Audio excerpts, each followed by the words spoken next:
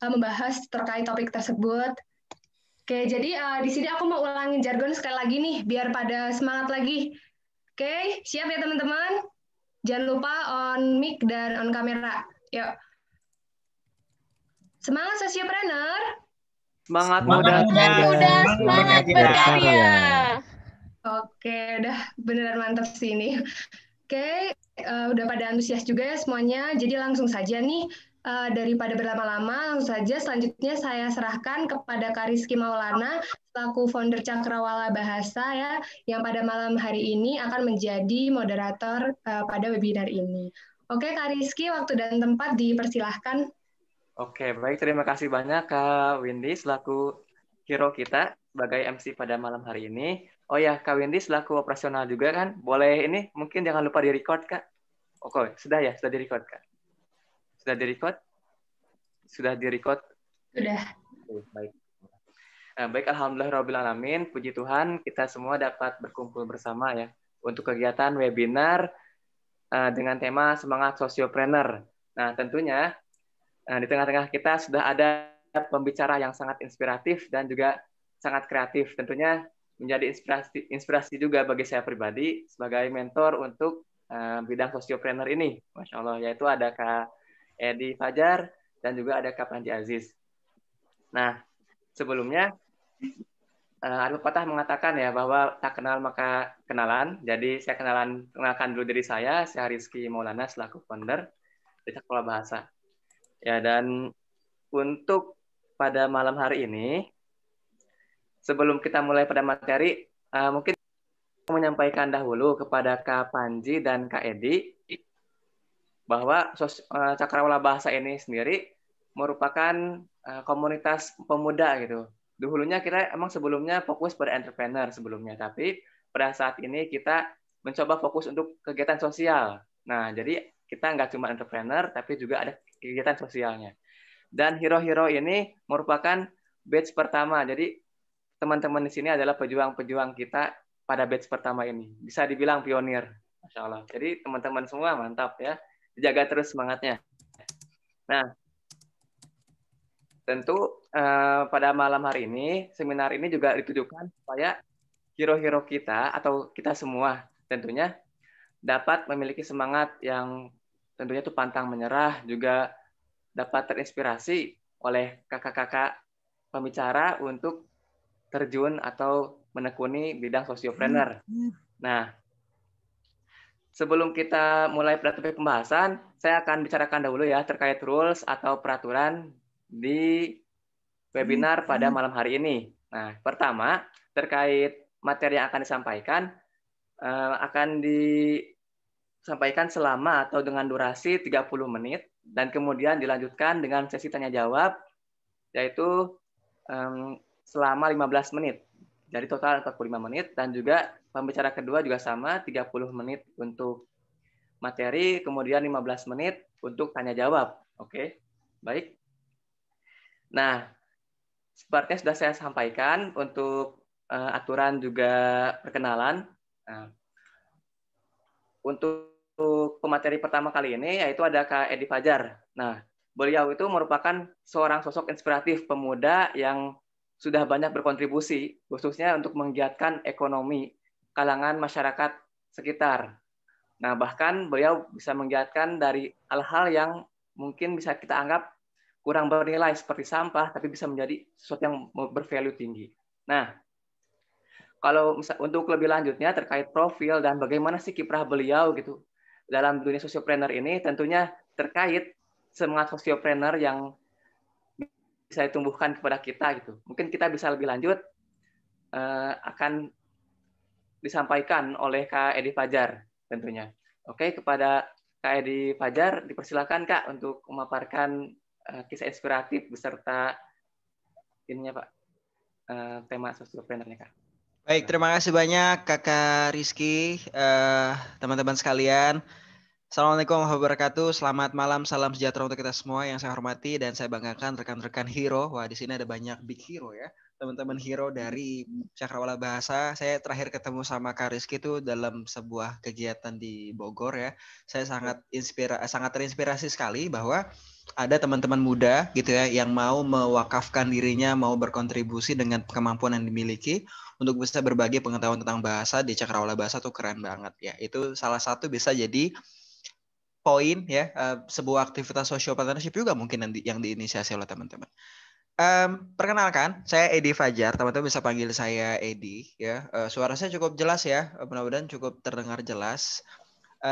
Teman-teman, saya akan memperkenalkan apa kegiatan yang kami lakukan terkait tentang kewirausahaan sosial di Tangerang Selatan dan di Lampung. Jadi kira-kira ini kegiatan yang kami lakukan. Usually considered dirty and useless. Now, however, with creativity, garbage can be turned into something useful and profitable. Now, it's amazing what this next story tells us. Don't let limitations hold us back. Also, be creative when you want to make a good impact on our society. Yes, and also make some money while you're at it. Yeah, I love that. Let's see the story.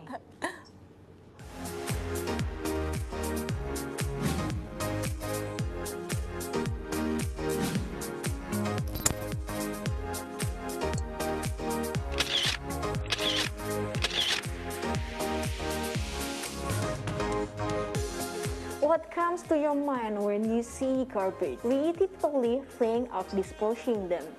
However, in the hand of creative youth, even garbage can be turned to object with benefit. How do they do it? Let's go and find out.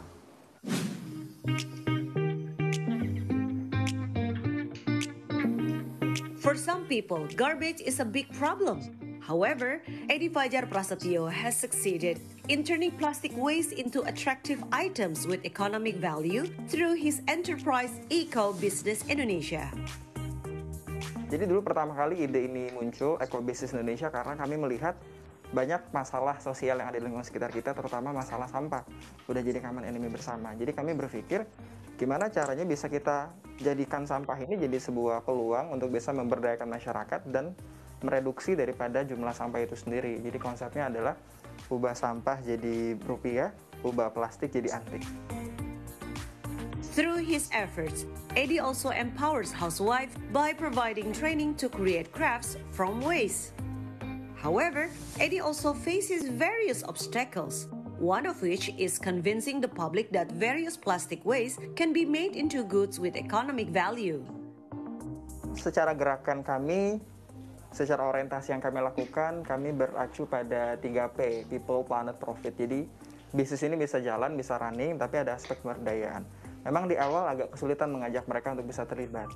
Ada beberapa cara yang kami lakukan. Dulu sempat banyak terjadi penolakan, tapi ketika dievaluasi ternyata intinya adalah kita harus tahu dulu nih apa yang menjadi problem yang mereka rasakan, lalu kita ajak mereka berpartisipasi, kita melibatkan mereka secara kultural, kekeluargaan, tidak secara struktural, tidak kemudian kita merasa lebih hebat dari mereka, kita seolah jadi juru selamat atas masalah mereka. Jadi kuncinya adalah kita kolaborasi bersama-sama masyarakat.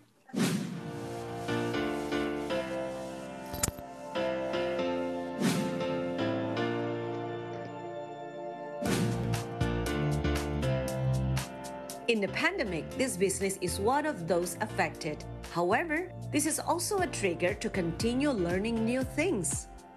Pandemi ini boleh dikategorikan menyasar semua sektor kena imbasnya. Dan kami juga salah satunya yang kemudian banyak kegiatan kami disuspend, beberapa proyeksi kami kemudian ditunda. Tapi ada satu hal yang kemudian bisa menjadi challenge buat kami juga untuk bisa improvement, bagaimana kita bisa lebih memahami tentang digitalisasi internet.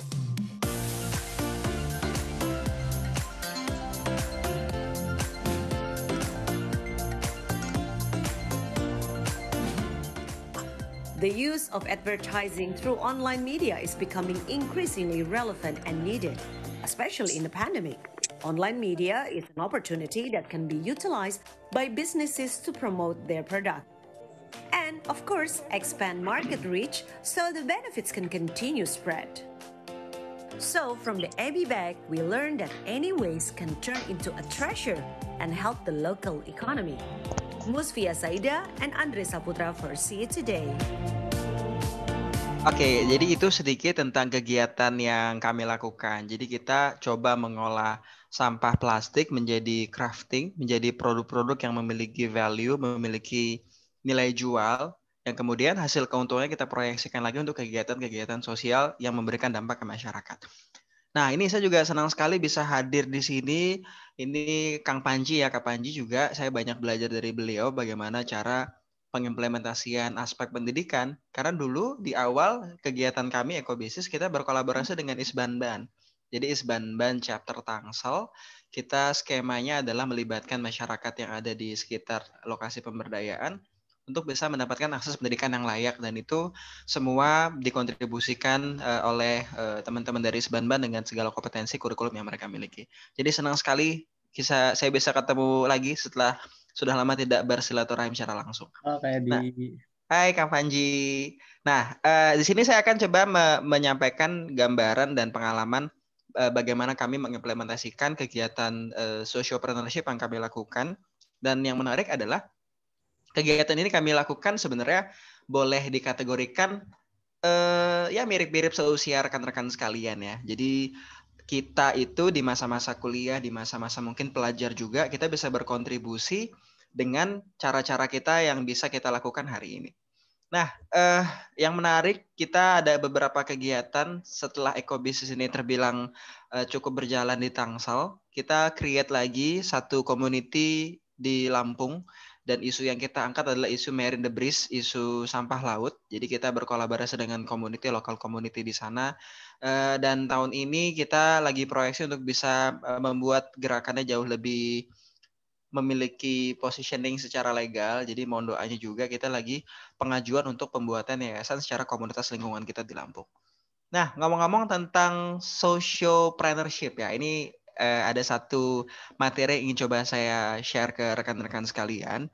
Jadi ini saya senang sekali bisa bertemu dengan para hero ya. Jadi sebutan teman-teman di sini adalah hero ya. Jadi superhero tuh sebenarnya sudah memiliki segala kapasitas, kemampuan ya. Tapi dengan segala kompetensi yang teman-teman miliki, teman-teman masih kemudian juga open minded, berupaya untuk bisa mengakses informasi, belajar lagi, itu keren banget. Nah, ini gambaran sociopreneur begini teman-teman. Kalau kemudian tadi saya lihat dari segi beberapa case yang kita ambil ya, biasanya sebuah gerakan sociopreneur itu, oke, sebelum saya masuk ke situ, saya pengen tanya dulu, boleh teman-teman boleh jawab di kolom komentar. Jadi tetap matikan mikrofonnya, kita bisa berinteraksi melalui kolom komentar, nanti saya bisa bacakan juga. Menurut teman-teman, apa sih itu sociopreneur? Dari tadi kita ngomongin tentang sociopreneur, tema kita juga tentang sociopreneur di masa pandemi. Menurut teman-teman, sociopreneur itu apa sih? Ya, terdiri dari dua padanan kata, socio dan entrepreneur ya, sosial entrepreneur. Menurut teman-teman apa? Boleh tulis di kolom komentar, nanti saya sambil bacakan. Jadi biar sesi malam ini dua arah, saya juga ingin mengetahui, boleh jadi teman-teman sebenarnya sudah sangat paham berarti ya tentang sociopreneur. Jadi pembahasan nanti lebih banyak ke tanya jawab, Q&A, hal-hal yang sifatnya kasuistik yang menjadi challenge di lokasi teman-teman masing-masing mungkin. Oke, ini saya sambil coba bacakan beberapa pesan yang masuk ya. Ini Fahri Iman ya, Kak Fahri ini bilang membantu menyelesaikan masalah di masyarakat, Kak. Wah, luar biasa ya. Berarti kalau kalian tahu Pegadaian itu menyelesaikan masalah tuh ya. Mungkin mereka sociopreneur ya, menyelesaikan masalah tanpa masalah Pegadaian. Will sih, kita nggak tahu. Oke, yang lain yang punya saran atau punya pendapat boleh ditulis aja, di drop di kolom komentar.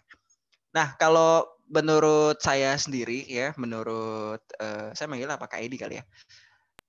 Menurut Kak Edi sendiri sebenarnya tadi sociopreneur itu adalah sebuah istilah baru ya, kemasan baru, tapi sebenarnya secara gerakan udah lama banget, udah masif banget di Indonesia ya. Jadi kalau teman-teman tahu, ada dulu organisasi besar namanya Muhammadiyah ya, NU dan lain-lain. Kalau kita lihat gerakan-gerakan yang mereka lakukan, sebenarnya secara eksplisit mereka melakukan sebuah gerakan sociopreneurship. Mereka melakukan sebuah intervensi sosial ya di masyarakat. Masyarakat punya masalah di segala aspek ya. Misalkan ada masalah di bidang ekonomi ya, Muhammadiyah punya microfinance sendiri. Mereka punya lembaga keuangan sendiri, BMT begitu ya, ibarat bank syariah ya. Mereka membantu para teman-teman yang mau berusaha dengan akses pembiayaan yang mereka lakukan. Terus ada masalah pendidikan, mereka punya kampus ya, UMT ya, dengan skema yang mereka buat. Ada isu tentang kesehatan, mereka bikin rumah sakit ya, ada banyak rumah sakit Muhammadiyah. Jadi sebenarnya kalau boleh saya memberikan informasi dan mungkin sebagian opini juga, sociopreneurship ini sebenarnya istilah baru tapi barang lama ya. Jadi yang harus kita coba perhatikan itu. Karena Indonesia sendiri dengan budaya adat ketimuran yang kita pegang, Indonesia tuh sudah melekat yang namanya jiwa sosial tuh, jiwa saling memberdayakan, saling membantu, saling asuh itu udah dari kecil ya. Jadi itu yang perlu kita garis bawahi ya. Jadi bukan berarti ini istilah istilah yang baru, enggak juga. Kadang-kadang hal-hal yang berbau kebarat-baratan ya, karena yang banyak mempopulerkan istilah sociopreneur, nanti ada slide-nya, itu sosoknya adalah Profesor Muhammad Yunus dari Bangladesh. Dia bikin satu program namanya Grameen Bank ya. Jadi buat semacam koperasi urun renteng. Jadi sebenarnya yang dilakukan beliau mungkin banyak dilakukan dulu di Indonesia ya. Hanya saja nggak ke expose, nggak ke publish. Jadi itu yang perlu kita sama-sama pahami dulu di awal. Secara umum ya, sociopreneurship adalah tadi yang betul disampaikan oleh Fahri juga. Jadi sebuah kegiatan ya yang membantu untuk solve the problem, untuk menyelesaikan masalah di masyarakat. Beruntung ketika Anda ada di kota besar, di Jabodetabek atau di kota-kota atau di desa-desa dengan banyak masalah, maka kesempatan Anda untuk berkontribusi lebih banyak ya, itu jauh lebih terbuka lebar ya. Termasuk salah satunya misalkan yang dilakukan rekan-rekan di Cakrawala Bahasa ya. Jadi ada masalah gap tentang mungkin informasi knowledge yang tidak begitu merata, apalagi tentang isu pendidikan bahasa asing ya, bahasa Inggris, bahasa Arab gitu, Lughatil Arabiyah, terus ada bahasa apa lagi, mungkin banyak ya, bahasa Rusia dan lain-lain. Ini kan menjadi hal yang menarik ya. Kenapa? Karena ngomongin hari ini ya, kita tuh secara nggak langsung sebenarnya dengan adanya internet, kita udah jadi global citizen, bukan jadi warga Depok, warga Tangerang, enggak, kita udah jadi warga dunia. Hari ini kita mau komunikasi sama teman-teman kita di luar negeri dengan menggunakan berbagai fitur yang hari ini sangat murah, mudah didapat ya, pakai Zoom, pakai Google Meet dan lain-lain ya. Kalau kalian suka nonton YouTube Ome TV ya, kita bisa banyak belajar dari Vicky Naki misalkan. Itu kan hal-hal yang sebenarnya sangat relate ya. Kalau kita ngomongin bentuk sociopreneurship di masa pandemi adalah kita harus bisa beradaptasi dengan kondisi hari ini gitu ya. Nah, pengalaman kami berinteraksi dengan masyarakat, seenggaknya mereka punya 3 ya, ngomongin tentang masalah ya. Di antara banyak masalah, seenggaknya ada 3 masalah ini. Yang pertama, masalah mereka adalah tidak memiliki pengetahuan yang cukup mumpuni ya. Jadi akses informasi mereka terbatas, lack of knowledge ya. Jadi sekedar kita kasih info aja, kadang-kadang pengalaman saya pernah turun ke satu pulau di daerah Kupang, namanya Pulau Semau dan Pulau Kera. Jadi ada sebuah kegiatan pemberdayaan, kita membantu mereka, masyarakat, membuat makanan yang bisa tahan lama. Kita bikin nugget. Mostly masyarakat di sana mayoritasnya itu nelayan. Hasil tangkapnya itu kadang-kadang suka basi, nggak terserap di pasar ikan gitu ya. Jadi sekedar kita berikan informasi, oh ada loh yang namanya nugget ya. Jadi membuat satu produk olahan yang itu bisa menambah value nilai daripada bahan mentah ikannya dan bisa membuat jadi tahan lama. Jadi sekedar kita kasih informasi, masalah masyarakat jadi kemudian terbuka ya. Contoh lain, saya sempat waktu itu sama teman-teman sociopreneur lain, kita ada kegiatan semacam community development ke Banyuwangi. Kita main ke Kawah Ijen ya. Teman-teman mungkin pernah tahu Kawah Ijen. Di Kawah Ijen itu ada namanya Blue Fire. Blue Fire itu api yang warnanya biru meletup-letup gitu ya. Jadi hari-hari masyarakat mereka ngambil belerang untuk dijual dan mereka setiap hari ngelihat Blue Fire itu. Dan menurut mereka itu hal yang common, biasa. Oh, oke, Blue Fire. Tapi ternyata ketika dikasih info seorang peneliti, Bapak Ibu, Blue Fire ini boleh dikategorikan sebagai salah satu pesona yang ada di dunia. Kenapa? Karena letupan Blue Fire yang paling besar di dunia, salah satunya ada di Banyuwangi, yang kedua di Ekuador dan lain-lain. Jadi ketika dikasih info, mereka jadi terbuka, jadi open mind ya. Walhasil sekarang jadi salah satu destinasi pariwisata yang banyak dikunjungi oleh masyarakat domestik maupun mancanegara. Sekedar dikasih info doang gitu ya. Jadi kadang-kadang informasi itu penting. Yang kedua, ini mohon maaf nih slide-nya agak berantakan ya. Yang kedua itu accessibility support ya. Jadi kadang-kadang masyarakat nggak punya akses. Mereka paham, mereka ngerti misalkan cara bikin nugget, tapi mereka nggak tahu harus dijual kemana, harus cara pemasaran seperti apa. Jadi tugas kita untuk bisa memberikan kontribusi adalah memberikan fasilitasi akses ya. Yang pertama bisa kasih info, kasih ilmu, wawasan. Kalau itu sudah dimiliki oleh masyarakat atau target yang akan kita berdayakan, target yang akan kita ajak untuk berdaya bersama, berarti mungkin bisa jadi yang kedua nih, faktornya adalah mereka nggak punya akses ya, mereka nggak punya kemampuan akses itu ya. Jadi tugas kita adalah menjadi jembatan ya, menjangkau yang tak terjangkau. Yang ketiga, wah ini namanya legal entity. Jadi ada satu kelembagaan. Masyarakat tuh kadang-kadang nggak punya atau target pemberdayaan kita, mereka nggak punya kelembagaan yang kuat. Contoh misalkan kegiatan kami di Ekobasis, kita memberdayakan ibu-ibu rumah tangga. Kalau ibu-ibu rumah tangganya berdiri sendiri, mereka nggak punya kekuatan, mereka nggak punya daya tawar bergaining posisi. Akhirnya kita menjadikan sebuah wadah komunitas ya, mungkin ke depan juga ada satu secara keorganisasian ya. Saya juga develop bersama teman-teman satu perusahaan, dan itu ada beberapa multi aspek yang kita ambil. Salah satunya di bagian tentang lingkungan. Jadi ketika ada kelembagaan kita masuk, masyarakat itu menjadi menjadi mitra kita, menjadi plasma, mereka bisa punya bergaining posisi. Ibarat kalau misalkan teman-teman yang tinggal di sekitar daerah yang banyak lahan pertaniannya, petani itu kadang-kadang mereka kalau berdiri sendiri mereka nggak punya kekuatan. Tapi kalau mereka gabung, ada namanya gapoktan, gabungan kelompok tani ya, kumpul-kumpul gitulah. Nah mereka, suara mereka lebih didengar, aspirasi mereka lebih didengar gitu ya. Jadi kira-kira ini tiga hal yang menjadi satu masalah yang kadang saya sering lihat di masyarakat. Jadi kalau teman-teman ingin mengintervensi dengan kegiatan sociopreneur, seenggaknya 3 poin tadi. Nah, ini poin yang menarik juga nih, lagi hot issue banget kayaknya. Dulu ada namanya MDGs ya, Millennium Development Goals, sekarang sudah menyempurnakan lagi dengan poin-poin yang lain, yaitu SDGs ya. Jadi gampangnya hari ini ya, sederhananya kalau teman-teman ingin coba memberikan satu intervensi sosial, cari dari poin-poin yang ada di isu pembangunan negara-negara yang ada di dunia ya, 17 poin ini, untuk kita bisa lebih mudah memberikan intervensi dan mengajak kolaborasi banyak orang karena menjadi keresahan yang sama. Misalkan kalau saya mengambil isunya tentang sampah, itu masuk ke aspek climate change gitu ya. Beberapa kemarin kita kolaborasi sama Climate Institute, sama FNF Indonesia. Bagaimana untuk bisa memberikan campaign juga, hal-hal sederhana itu bisa berdampak loh sama perubahan iklim gitu ya. Sekedar kita ngabisin makanan kita, kalau makan tuh nggak disisain itu bisa berpengaruh. Nah ini poin-poin yang menurut saya menarik dikaitkan sama relevansi hari ini. Teman-teman coba nih cek nih. Berarti kalau di Cakrawala Bahasa sendiri setidaknya ada aspek mungkin quality education di situ ya. Jadi teman-teman ingin memberikan pengetahuan yang lebih dari segi pendidikan. Jadi biar equal, biar setara. Mungkin ada aspek lain juga ya. Nah, kita bisa lihat di sini. Nah, teman-teman sekalian, kenapa ini kemudian saya sampaikan? Jangan sampai kemudian kita mengalami sebuah mispersepsi ya. Kalau misalkan saya tanya nih ya, ini saya mau coba coret-coret di sini. Harusnya bisa coret-coret nih kalau di sini. Nah, teman-teman, saya mau tanya apa perbedaan dua gambar yang ada di layar rekan-rekan sekalian. Ini gambar yang pertama, ini gambar yang kedua. Ini satu, ini dua. Oke, gambar yang pertama menurut teman-teman apa? Boleh tulis di kolom komentar. Terus gambar yang kedua menurut teman-teman apa? Ada perbedaan yang mencolok di situ. Perbedaannya bukan ini ya, ini Kak yang di sebelah yang nomor 2 ini tangannya lebih putih, mungkin skincare-nya lebih mahal. Enggak, belum tentu ya.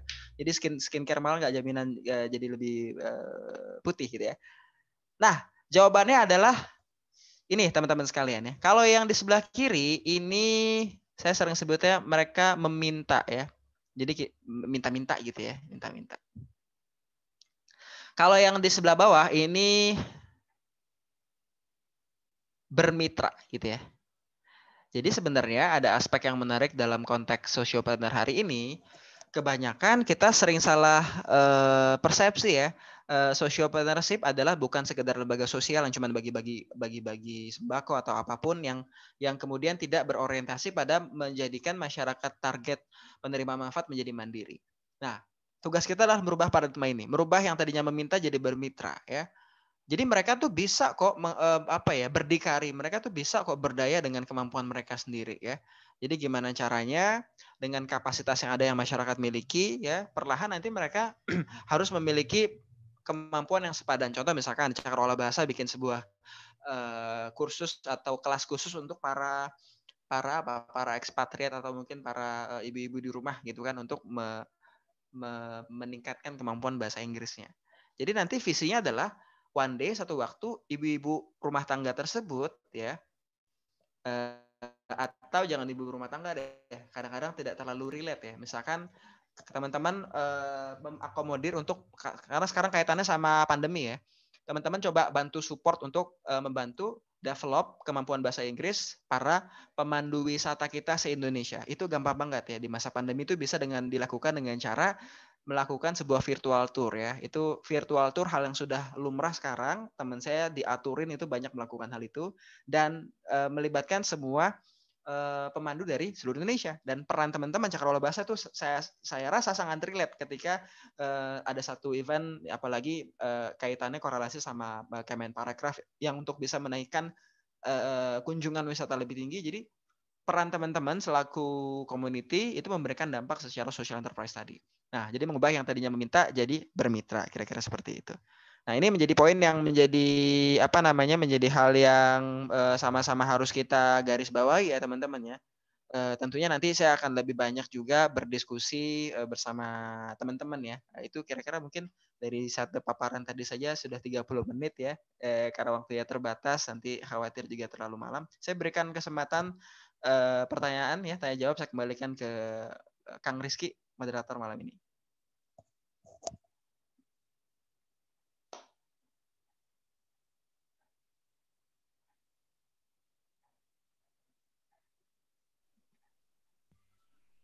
Bang Rizky, mohon maaf masih di mute, Bang. Ya baik, mohon maaf sebelumnya. Oke, baik, terima kasih banyak Kak Edi. Masya Allah, ilmu dan pengalamannya bisa menjadi inspirasi bagi kami, terutama kami yang baru, mungkin bisa dibilang baru di bidang sosiopreneur ini. Wah, Masya Allah.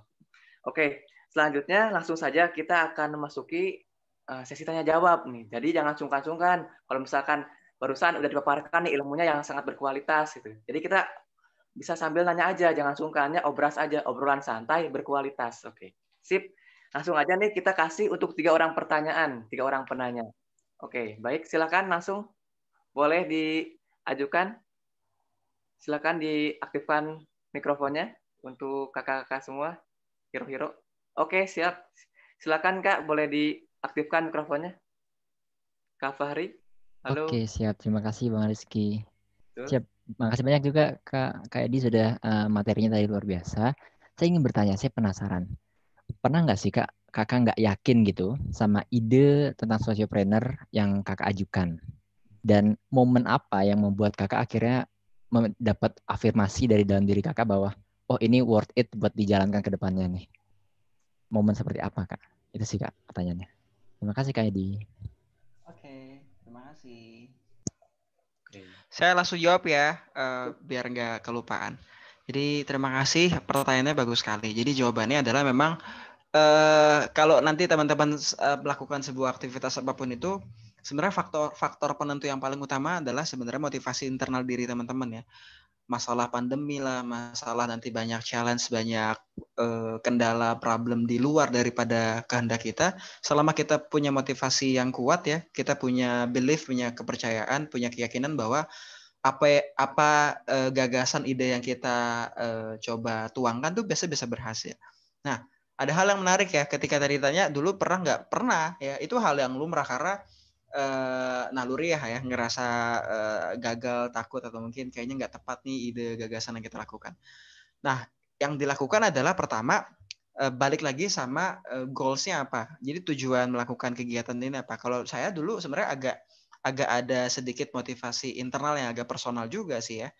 Jadi saya melakukan kegiatan itu niatnya dulu hanya untuk memberikan kontribusi sosial ke masyarakat sekitar. Kenapa? Jadi cerita ini saya lahir dari keluarga yang mungkin kurang memiliki akses pendidikan yang luas seperti teman-teman ya. Saya dulu SD, SMP, SMA tuh bahkan sampai jualan untuk bisa bayar, bisa jajan sendiri, terus bisa tambah uang untuk bayar SPP sendiri waktu zaman SMA dulu di SMA 1 Jakarta. Dan waktu itu saya berpikir kayaknya saya nggak akan bisa nih lanjut kuliah ke pendidikan yang jenjang lebih tinggi ya, karena saya rasa ya udahlah, saya mau kerja aja, pengen ya udah mendapatkan sesuatu. Singkat cerita saya dapat satu program beasiswa namanya beasiswa bidik misi. Jadi beasiswa diperuntukkan untuk orang miskin ya. Jadi saya berpikir ketika saya dapat kesempatan untuk belajar ke pendidikan yang lebih tinggi, saya ingin kasih kontribusi sosial ke masyarakat. Dengan cara apa? Dengan cara tadi menginisiasi sebuah gerakan eco basis tadi. Nah, tadi Jadi niatnya itu. Jadi niatnya sebenarnya saya nothing tulus aja karena ingin coba contribute dari apa yang sudah pernah saya rasakan. Nah, gimana cara untuk mengantisipasi dari aduh takut gagal, takut salah, nggak berhasil. Saya punya tipsnya sebenarnya ya. Tipsnya ini seenggaknya ada 5 tips ya yang akan saya bagi ke teman-teman ya. Tipsnya mungkin ini saya kasihnya tipis-tipis aja ya biar teman-teman nanti bisa eksplorasi lebih lengkap juga ya. Jadi saya sudah siapkan tips ini juga bisa teman-teman akses secara gratis ya, secara langsung karena videonya ada cukup lumayan banyak ya. Teman-teman bisa akses di sini saya sudah siapkan di channel YouTube ya. Jadi tipsnya ada 5 ya, bisa teman-teman catat satu persatu nih. Sambil saya coba share screen biar teman-teman kebayang dan bisa kegambar tips-tips yang akan saya berikan. Tips yang pertama ya, ini ada beberapa istilah-istilah yang biar kita gampang memahaminya gitu ya. Tips yang pertama ya, namanya kutu kupret ya. Ini kutu kupret artinya adalah kudu tentu pelajarin dan riset. Ini tips yang pertama. Kalian nanti bisa akses di YouTube channelnya namanya Edisi Terbaru. Ini nih, YouTube channelnya Edisi Terbaru. Jadi yang harus kita lakukan biar kita bisa gagasan kita biar minimal tuh bisa kejadian sesuai dengan yang direncanakan. Kita harus riset dulu ya. Kebanyakan yang kita lakukan tuh kadang-kadang tanpa punya basis data yang kuat ya. Misalkan nih saya pengen buka usaha bakso nih kayak udah saya buka aja lah, mudah-mudahan laku nih. Nah itu berdasarkan intuisi feeling aja ya. Pas dia buka dia nggak pemetakan dulu, dia nggak lihat situasi kondisi dulu. Pas dia buka di satu komplek, nggak taunya komplek itu isinya vegan semua, vegetarian semua, nggak makan daging. Jadi kan otomatis orang nggak ada beli ya baksonya dia dari daging gitu kan.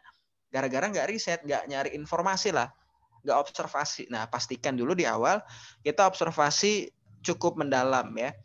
Sekarang observasi bisa mudah dan murah kok dengan cara teman-teman cek aja di Google.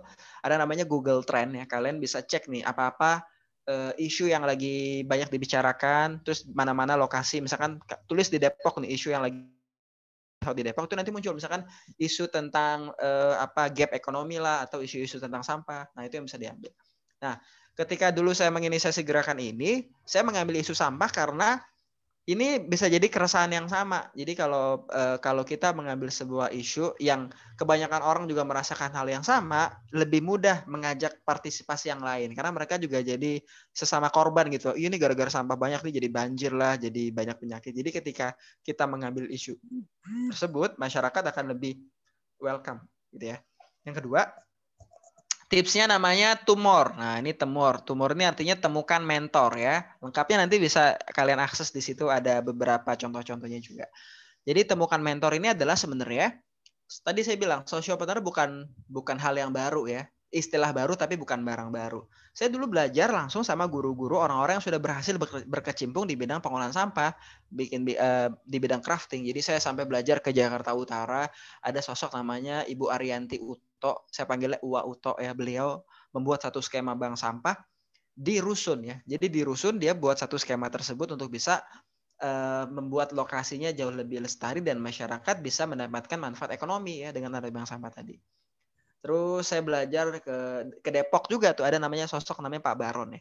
Jadi sebenarnya ada banyak orang-orang yang udah berhasil nih. Jadi kalau kita sering kalau bikin materi, bikin tugas kuliah gitu kan copy paste ya. Kenapa kita nggak copy paste dalam kondisi realita di lapangan dalam dunia sociopreneur? Saya tinggal copy paste aja nih apa yang sudah berhasil beliau lakukan, kita duplikasi, lalu kita berikan improvisasi. Jadi ATM, ada amati, tiru, modifikasi. Kita modif sedikit nih. Oh kayaknya kalau di Tangsel kita bisa pakai pendekatan pemberdayaan, terus melibatkan anak-anak muda dengan cara apa nih? Kita buat hal-hal yang bisa mengajak mereka terlibat, misalkan kayak gitu.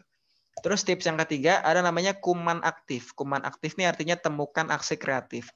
Jangan kemudian gerakan kita biasa-biasa aja ya. Sebenarnya nggak ada kegiatan yang biasa ya. Selama kita bisa membuat satu narasi yang kuat dengan satu aksi yang memang nyata berdampak, itu sebenarnya jadi kombinasi yang pas ya. Jadi teman-teman bisa cari nih pola-pola yang kemudian kalau di Cakrawala Bahasa teman-teman bisa perkuat tadi datanya, ada berapa banyak teman-teman milenials yang kemudian bisa terbantu berdampak gitu kan. Terus masalah-masalah yang kemudian bisa dikemas, dibungkus dengan intervensi yang kalian lakukan. Terus yang keempat ada namanya kasih jakun. Kasih jakun ini artinya kolaborasi jadi kunci ya. Jadi kita nggak bisa kerja sendiri-sendiri, kita nggak bisa kemudian apa-apa sendiri, nggak bisa, harus kemudian saling terkonektivitas, saling berkolaborasi. Dan saya juga beruntung bersama teman-teman di Ekobisnis karena dulu 2015 kita bekerja sama dengan Isbanban Foundation. Jadi Kang Panji sangat berbaik hati bersama tim. Mereka lihat ada masalah lain selain daripada isu lingkungan di lokasi di Tangsel, di Kedaung waktu itu, yaitu masalah tentang pendidikan. Jadi ada masalah yang memang anak-anak terutama daripada mereka tidak kemudian produktif waktunya, tidak terkontrol, apalagi dengan banyak gadget hari ini, akhirnya sebuah kegiatan itu muncul dengan kolaborasi bersama Isbanban. Dan kita lihat tuh hal yang memang visinya juga sama, memberikan dampak ke masyarakat, ya kita welcome ya. Jadi gimana caranya sebenarnya selama kita masih memiliki visi yang sama ya, dan memiliki kontribusi baik ya, memberikan manfaat ke masyarakat, saya rasa hari ini sangat terbuka ya. Coba mulai membuka diri juga teman-teman Cakrawala Bahasa dengan rekan-rekan yang mungkin gerakannya mirip-mirip ya, bisa jadi ketika bergabung jogres gitu ya, collab gitu kan, bisa semakin besar ya. Kadang-kadang yang saya lihat di lapangan itu sering terjadi miskomunikasi. Sebenarnya kalau kita kolaborasi toh tujuannya sama, kita saling isi yang kosong, itu sebenarnya dampaknya bisa lebih luas ya. Mungkin ada banyak juga komunitas yang relate, yang mirip-mirip, mungkin bisa saling terkoneksi. Karena masih terkait dengan bahasa, mungkin bisa join dengan komunitas bahasa isyarat, let's say misalkan masih ada kaitannya sama bahasa, tapi skopnya jauh lebih besar gitu ya. Dan itu kayaknya menarik ya ketika bisa saling terkoneksi. Tips yang terakhir, karena waktu saya terbatas, ini hak paten harus kudu persisten ya. Jadi memulai adalah hal yang mudah, tapi mempertahankan dan memastikan mereka bertumbuh itu jadi tantangan buat kita sendiri. Jadi mudah-mudahan itu cukup menjawab ya apa yang tadi ditanyakan. Tips ini bisa menjadi satu spirit bahwa apa yang kita inginkan sebenarnya itu bisa terlaksana selama kita memiliki prasangka baik. Kita melakukan semua fase yang tepat. Jadi saya punya quotes itu intinya apapun yang ingin kita lakukan, kuncinya apa? Murnikan niatnya, sempurnakan prosesnya, pasrahkan hasilnya. Yakin pasti nanti apapun hasilnya akan menenangkan gitu lah kira-kira. Semoga tidak menjawab ya, karena kalau menjawab sudah cukup puas dan nggak akan diskusi belajar lagi. Oke. Baik, terima kasih Ya, banyak. terima kasih banyak Kak Edi. Edi Fajar, Masya Allah, mantap. Semoga bisa memberikan semangat yang lebih bagi kita semua. Terutama terkait kolaborasi ya. Kita alhamdulillah Kak untuk Cakrawala Bahasa sendiri sudah kolaborasi dengan Isbanban sebelumnya untuk bahasa Turki. Harapan kami mungkin dengan Kak Edi juga bisa kolaborasi Kak ke depannya. Oke, berarti langsung aja di sini ya. Jadi kita akan segera bikin MOU ya. Jadi kebetulan kita lagi running coworking space di sini. Ada sebuah kesempatan baru. Kayaknya saya menarik untuk bisa mengajak teman-teman Cakrawala Bahasa untuk kolaborasi. Nanti saya bisa diskusi sama Kang Rizky lebih dalam. Kira-kira poin-poin mana saya yang bisa dikolaborasikan. Oke, baik. Alhamdulillah. Makasih banyak Kak Edi, Masya Allah. Nah, teman-teman jangan lupa catat ya. Barusan ilmu-ilmunya berharga banget loh. Kalau nggak sempat catat, bisa subscribe subscribe YouTube dan follow Instagramnya Kak Edi. Masya Allah. Ilmu-ilmu gini jarang loh bisa didapetin cuma-cuma loh. Jadi memang eksklusif untuk para hero. Semangat ya. Berhubung karena keterbatasan waktu, jadi kita langsung saja ya cukupkan dulu pertanyaan pada materi sesi 1. Kita beralih ke sesi kedua. Nah, pembicara kali ini juga tidak kalah inspiratif loh. Beliau tidak hanya seorang founder dari komunitas Isbanban atau kita kenal sebagai komunitas sosiopreneur di bidang pendidikan, tapi juga inspiratif sebagai sosok yang cerdas, kemudian juga beberapa kali mengikuti ajang internasional, yaitu Kak Panji Aziz. Halo, selamat malam Kak Panji. Halo, selamat malam Rizky. Halo teman-teman semua, halo Kak Edi, luar biasa. Alhamdulillah bisa ketemu lagi. Alhamdulillah Kang Panji. Kak Edi, waduh belum sempat main sama ke Kak Edi nih sama istri. Harus nih kembali kayaknya. Insya Allah satu lagi. Insya Allah nanti ya. Amin. Mudah-mudahan bisa bertiga, kayaknya bisa semuanya sama Hero. Mau ketemu Umar soalnya. Iya sih Umar. Ada tadi juga muncul nih Kak awal-awal sebelum Kak Edi masuk. Alhamdulillah Kak, Masya Allah. Baik, untuk Kak Panji, mungkin boleh ini Kak, kita langsung saja ya bisa disampaikan terkait inspirasi dan pengalaman Kak Panji untuk memotivasi kami di bidang sosiopreneur, Kak. Waduh, berat sekali ya bahasanya. Oke, terima kasih Rizky dan teman-teman Cakrawala Bahasa. Assalamualaikum warahmatullahi wabarakatuh. Salam. Ya, Kak Panji akan share sedikit, tapi kita kenalan juga, tapi nggak tahu ya apakah ini bisa ya videonya. Takutnya potong-potong doang. Sebentar ya. Atau perlu kami bantu oleh operasional, Kak? Atau bagaimana? Bisa. Oke, harusnya bisa sih. Jadi biar enggak ini ya, biar enggak panjang. Sebentar. Oke, bisa nih.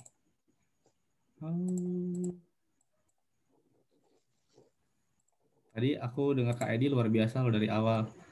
Dan selalu ya, nggak pernah bosen Kak Edi sharing buat teman-teman mahasiswa, semua anak-anak muda.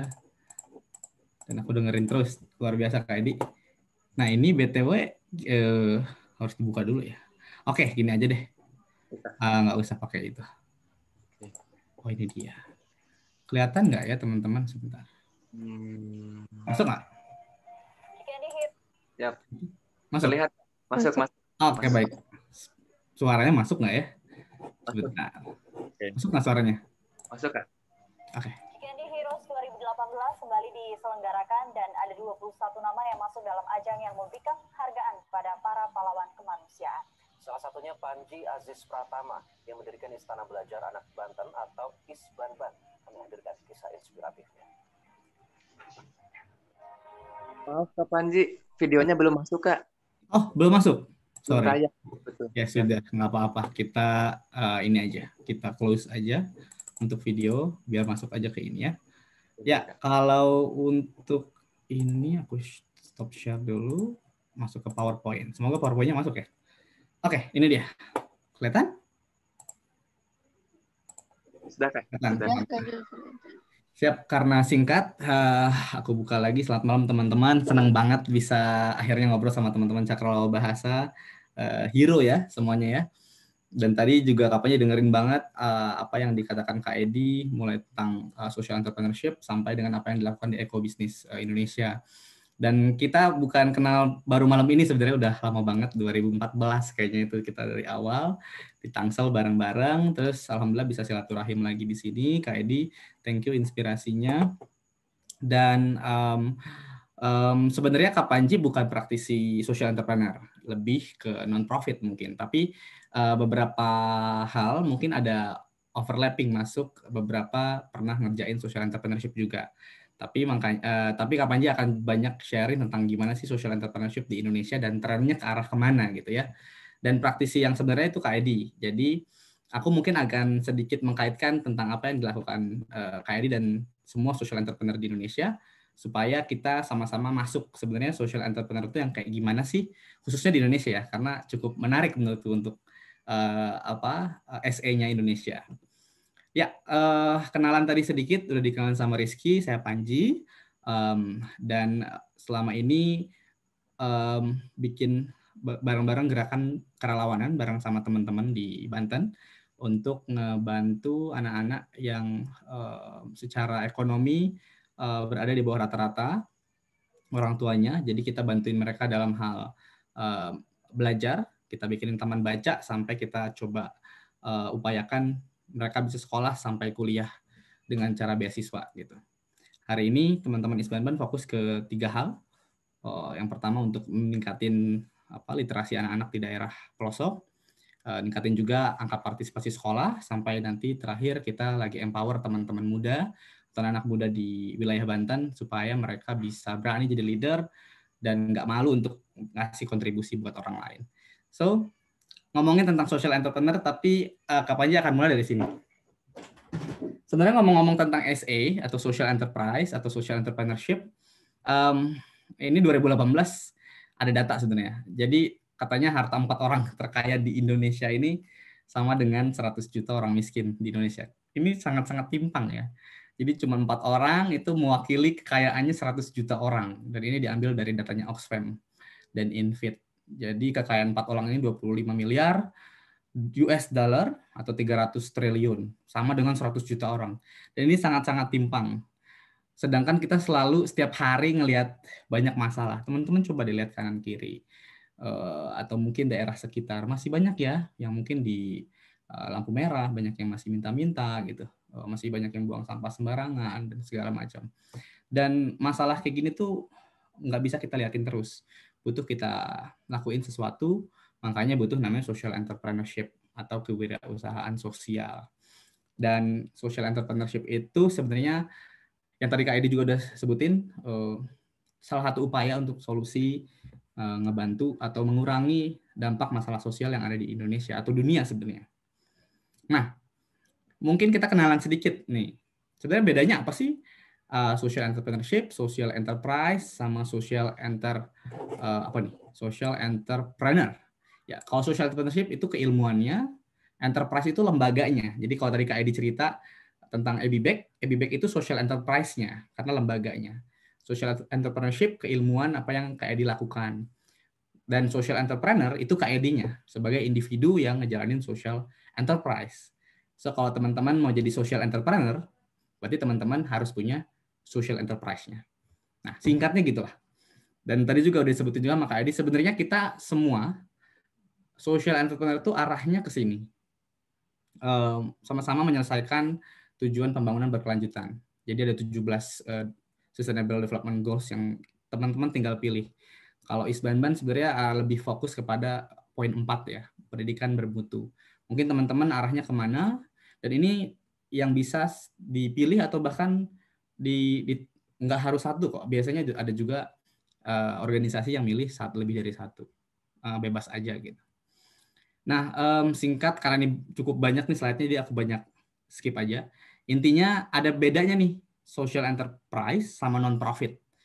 Kalau kalau non-profit kayak Isbanban. Jadi hari ini kita masih menamakan diri kita sebagai non-profit organization atau non-government organization.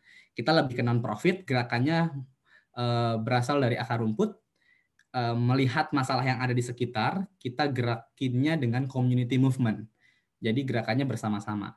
Tapi kalau social enterprise itu fokusnya kepada dia memang lihat masalah sosial, tapi berpikir cara nyali solusinya dengan cara bisnis. Kayak tadi Kak Edi melihat ada masalah sampah, Kak Edi dan tim di ABBEC itu menggunakan solusi membuat olahan sampah itu menjadi barang yang lebih berguna, memberdayakan ibu-ibu. Kayak gitu. Pendanaan juga beda-beda. Kalau non-profit biasanya fundraising, cari donatur gitu ya. Tapi kalau social enterprise itu jual produk atau punya jasa. Kalau legalitas biasanya hampir sama. Gitu. So 3 karakteristik social enterprise sebenarnya cuma ini sih. Jadi teman-teman ingat aja, ada 3, cuma 3. Kalau teman-teman mau bikin social enterprise, atau sekarang cara lo bahasa juga arahnya social enterprise, yang penting yang pertama teman-teman punya social mission. Apa sih misi sosial yang mau diambil atau masalah apa yang mau diselesaikan? Pendidikan kah, kesehatan, lingkungan seperti ABBEC gitu ya.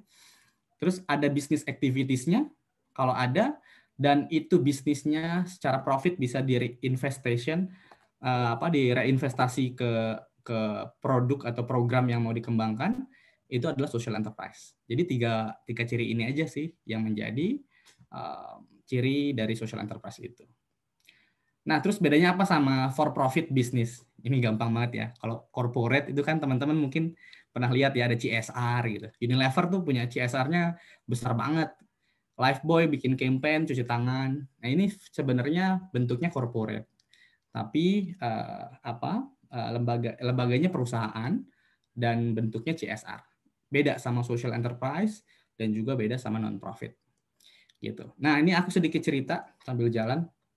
Jadi tren sociopreneur dulu, ini ada cerita nih ceritanya. Dulu tuh sociopreneur, kita lihat mungkin teman-teman udah nggak asing ya, Saung Angklung Ujo. Ya, Saung Angklung Ujo yang ada di Bandung gitu, Kang Ujo ya, maksudnya ini adalah dulu sociopreneur itu, ini salah satu contoh mungkin. Jadi sociopreneur zaman dulu yang memang memberdayakan kearifan lokal, mau membudayakan angklung gitu ke masyarakat, dan sekarang sekarang punya bisnis activities-nya, orang datang ke sana terus ada kalau misalnya mau lihat pertunjukan bayar berapa gitu. Tapi tetap menjaga kearifan lokal di sana. Dan ini kita bisa sebut sebagai social entrepreneur, teman-teman. Saung Angklung Ujo. Kak Panji pribadi pernah sekali tapi nggak datang ke Saung Angklungnya. Ujonya yang datang ke satu event yang akhirnya wah keren banget ya ini anak-anaknya. Ini anak-anak kecilnya dilatih dari mulai kecil sampai akhirnya dia bisa mahir. So itu salah satunya. Dan mungkin yang nggak pernah teman-teman sangka juga, ternyata kayak misalnya contoh Muhammadiyah. Itu punya panti asuhan, panti jompo, punya pesantren, punya baitul mal, punya rumah sakit, punya bank kredit, rakyat syariah gitu. Terus apalagi? Punya sekolahan. Dan ini tuh sebenarnya sociopreneur. Zaman dulu disebutnya, tapi dulu belum ada bahasa sociopreneur mungkin ya. Yang kata Kak Edi tadi, sebenarnya ini barang lama gitu. Yang sekarang mulai tren. Zaman dulu tuh sebenarnya Muhammadiyah itu sudah sociopreneur. Sampai sekarang pun kalau boleh dibilang sociopreneur banget gitu. Banyak koperasi yang akhirnya memberdayakan masyarakat, gitu-gitulah. Nah, tren sociopreneur saat ini itu udah mulai ke arah yang lebih modern. Udah banyak masuk buku-buku dari barat gitu ya. Terus sekarang buku-buku lokal yang membahas sociopreneur di Indonesia juga udah makin banyak, dan sejujurnya senang banget bisa melihat kearifan lokal sociopreneur Indonesia gitu. Yang mana sebenarnya sociopreneur itu bisnis yang sebenarnya arahnya makin sosial.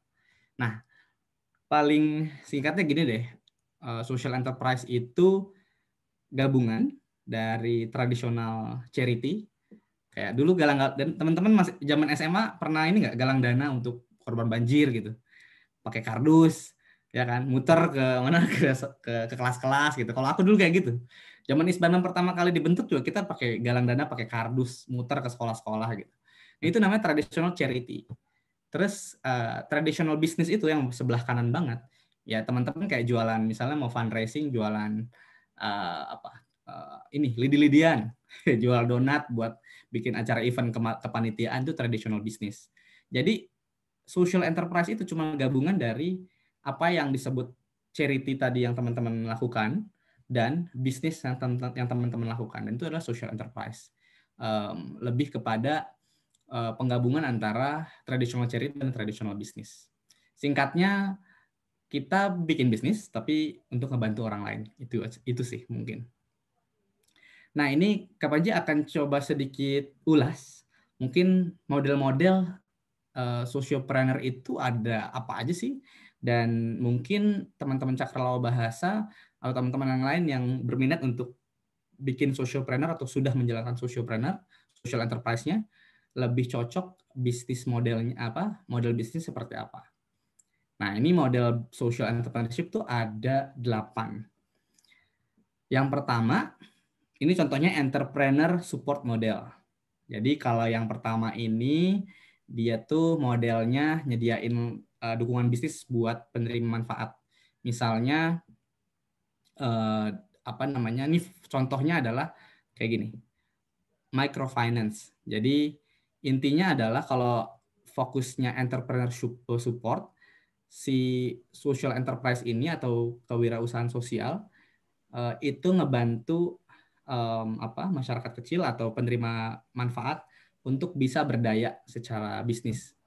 Banyaknya produk-produk atau organisasi yang bergerak itu organisasi di bidang microfinance. Mungkin teman-teman ada yang punya background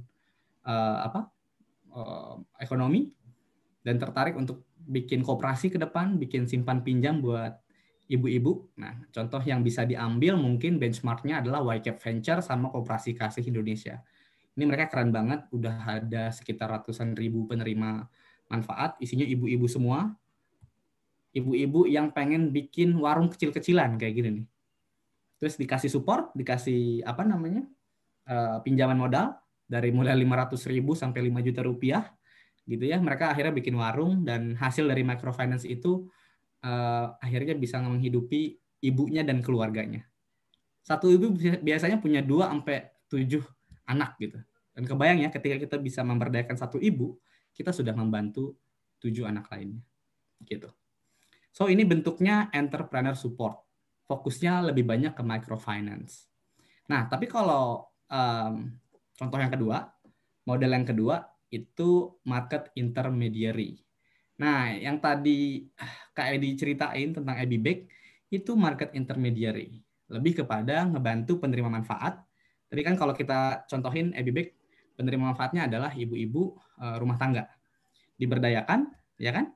Terus Kak Edi dan tim Ebibek itu mempackagingnya dengan baik supaya ibu-ibunya, hasil dari produk ibu-ibu yang dibuatnya itu bisa terjual ke market. Nah, itu namanya intermediary atau market intermediary. Contoh-contohnya, nah ini saya ambil salah satu foto Kak Edi, mohon maaf Kak Edi, ini kayaknya foto zaman dulu ya. Tapi masih ganteng kok Kak. Insya Allah. Jadi ini Kak Edi dan timnya lebih kepada memberdayakan ibu-ibu rumah tangga. Model yang Kak Edi ambil, kalau dilihat dari sisi teoritis, itu intermediary. Nah, mungkin Kak Edi juga mengkombinasikan beberapa model. Kita juga nggak tahu nih. Tapi salah satu yang bisa kita ambil, kita bisa lihat adalah memberdayakan ibu-ibu supaya produknya ini bisa laku di pasaran. Nah, selain Kak Edi ada beberapa juga social entrepreneur yang modelnya kayak gini. Mungkin teman-teman pernah tahu namanya Du Anyam. Nah, Du Anyam ini sponsor resminya Asian Games 2018. Jadi semua atlet dan para tamu undangan Asian Games yang ada ribuan itu dapat sponsor, dikasih kayak gantungan kunci, sendal gitu-gitu dari Du Anyam ini. Dan ini social entrepreneur yang bergerak untuk melestarikan budaya Anyaman di Flores. Jadi dia datang ke Flores, ketemu ibu-ibunya, memberdayakan ibu-ibunya, skill ibu-ibu untuk menganyam itu udah ada. Tapi skill ibu-ibu untuk menjual produk itu sampai bisa laku di pasaran, nah itu yang dibantu oleh Du Anyam. Makanya bentuk supportnya model kedua ini adalah perantara atau intermediary market. Gitu. Jadi kebayang ya, waduh saya udah kebayang nih saya mau bikin social entrepreneur-nya, bikinnya perantara aja lah kayak gini contoh. Atau yang ini juga keren banget, dari mulai namanya Toraja Melo. Nah ini lebih kepada penenun. Jadi social entrepreneur-nya datang ke Toraja, ngelihat ibu-ibu di sana tuh udah pinter nenun, terus bikin tas sampai jual di marketplace, harganya luar biasa fantastis gitu. Dijual dengan harga sampai 900.000 dari hasil tenunan Toraja. Dan ini memberdayakan ibu-ibu yang seperti ini nih, udah pada tua ya. Tapi mereka kalau jual bahannya doang kan lebih murah, tapi kalau ketika udah dijual jadi tas atau jadi baju itu lebih mahal. Dan Toraja Melo ini yang mempasarkan ke market, akhirnya kejual. Gitu. Nah itu model yang kedua. Jadi kebayang ya, ada 8 nih. Jadi biasanya kita suka blunder, ini sebenarnya model yang mana sih gitu. Nah, kalau model yang ketiga, ini kita ngobrol cerita-cerita aja nih. Kalau yang ketiga, ini lebih kepada employment model. Lebih modelnya itu ngasih kesempatan kerja dan juga ngasih pelatihan buat penerima manfaat. Contohnya kayak gimana? Teman-teman tahu Kak Angki Yudhistia?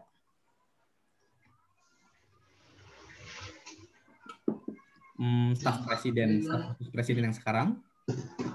Angki yang sekarang jadi staf khusus presiden itu dia foundernya Disable Enterprise. Nah, ini salah satu contoh modelnya employment model ini itu punyanya Kak Angki. Disable Enterprise. Jadi dia ngelatih para disabilitas yang juga sama seperti Kak Angki itu udah biar supaya bisa lebih siap kerja, dikasih pelatihan. Nah, hasilnya akhirnya luar biasa sekali, bisa kerjasama sama banyak corporate ya, kayak Gojek gitu. Akhirnya bisa kerja di Go Auto, terus Go Clean, Go Massage, Go Glam gitu. Dan akhirnya mereka juga punya shopnya sendiri. Ini jualannya Disable Shop. Dan alhamdulillah dari 3 bulan itu akhirnya dia bisa Facebooknya dan seterusnya. Kalau misalkan akhirnya dia punya keputusan kerja, gitu ya, balik lagi. Oke, baik. Oke. Nah, itu dia.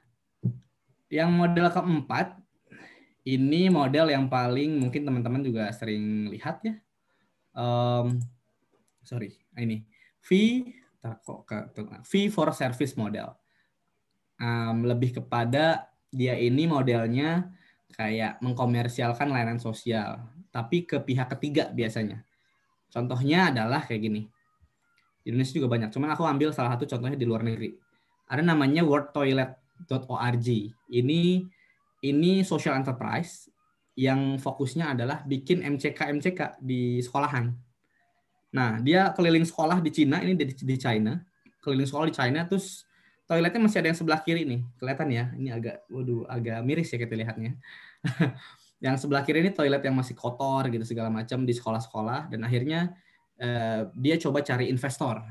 Siapa nih perusahaan yang mau membiayai sekolah ini supaya toiletnya bagus?